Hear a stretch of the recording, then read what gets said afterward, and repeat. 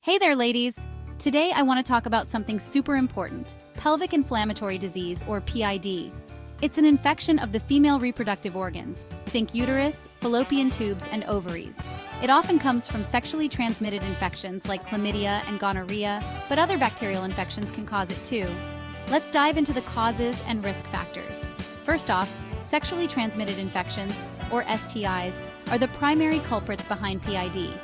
Chlamydia and gonorrhea are the usual suspects. Having multiple sexual partners and engaging in unprotected sex increases your risk. Douching can also disturb the natural balance of bacteria in the vagina and push harmful bacteria into the upper genital tract. And if you've had PID before, unfortunately, you're more likely to get it again. Lastly, while it's rare, the insertion of an IUD can introduce bacteria into the reproductive tract, leading to PID. Now let's talk symptoms. PID symptoms can range from mild to severe. Lower abdominal pain, fever, unusual vaginal discharge with an unpleasant odor, painful intercourse, painful urination, and irregular menstrual bleeding are common signs. If you're experiencing any of these, don't ignore them. Why is it so important to treat PID early? Well, untreated PID can lead to chronic pelvic pain, ectopic pregnancy, infertility, and abscess formation. Scary, right?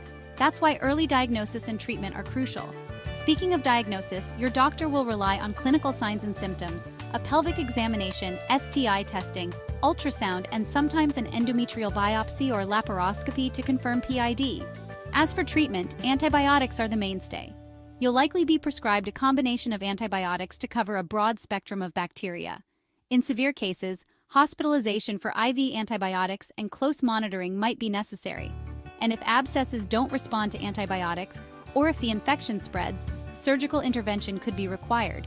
It's also important that your sexual partners get treated to prevent reinfection. Nurses play a pivotal role in managing PID. They educate patients on safe sex practices, the risks of douching, and the importance of completing antibiotics. They also conduct routine STI screenings, administer treatment, and provide emotional support and counseling. Follow-up care is essential to monitor progress and detect any complications early. Let's look at an example. A 25-year-old woman comes to the emergency department with lower abdominal pain, fever, and unusual vaginal discharge. She has a history of multiple sexual partners and inconsistent condom use. A pelvic exam reveals tenderness, and lab tests confirm chlamydia. She's diagnosed with PID and started on antibiotics.